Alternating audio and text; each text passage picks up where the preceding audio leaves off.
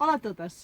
Avui des de l'ERO us explicarem com podem fer planter. Ara, en aquests temps que estem confinats, realment fer el planter és una activitat que no requereix gaire recursos i fins i tot el podem fer en un balcó o en un espai petit que tinguem a casa. Val? Primer de tot, dir-vos que les llavors, per germinar, que és el que volem fer, necessiten humitat i temperatura. Per tant, durant tot el procés del planter hem de garantir que aquestes llavors tinguin humitat i temperatura.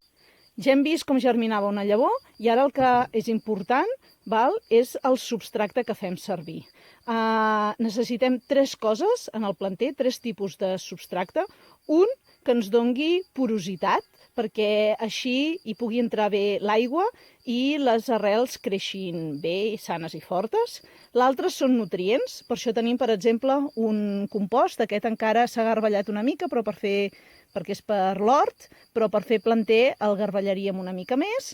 I una tercera cosa és un substracte que ens retingui bé l'aigua. Per la porositat, per exemple, un material que podem utilitzar és la perlita. Aquesta és una mescla que ja està feta, no la tinc per separat, però veieu, la perlita ens donaria porositat i després aquí hi ha fibra de coco que el que ens dona és la capacitat, la retenció de l'aigua. Com hem dit abans, perquè les llavors aguantin, necessiten humitat i necessiten temperatura. Per tant, aquesta fibra de coco ens ajudarà a mantenir la humitat. Altra cosa important, a part del substracte, és el recipient on posarem aquest substracte. Des de safates amb alvèols que podem comprar, algunes, per exemple, aquest format va molt bé perquè té aquestes safates. Hem de vigilar sempre que les safates estiguin foradades, d'acord? I aquesta safata d'aquí sota va molt bé perquè tota l'aigua que sobra es queda aquí i després per capil·laritat la reabsorbeix. Altres tipus de safates, aquestes una mica més barates, que podem trobar a qualsevol cooperativa agrària.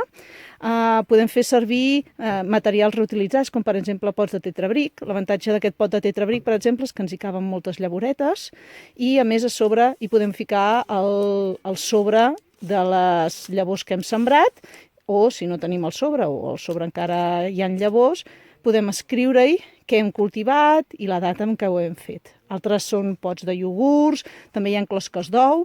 Com hem dit abans, sempre ens hem d'assegurar que estiguin foradats perquè surti l'accés d'aigua, de reg, quan haguem regat. I després una altra cosa que podem fer és, per exemple, amb aquesta eina, que es pot comprar per 8 euros, ens podem fer aquests pots en paper de diari que després reomplirem i també marcarem.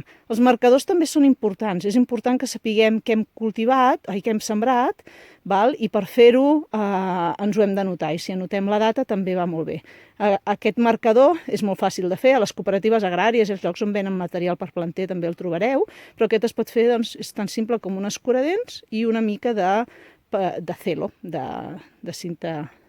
I llavors es fica i així sabem en tot moment què és el que tenim.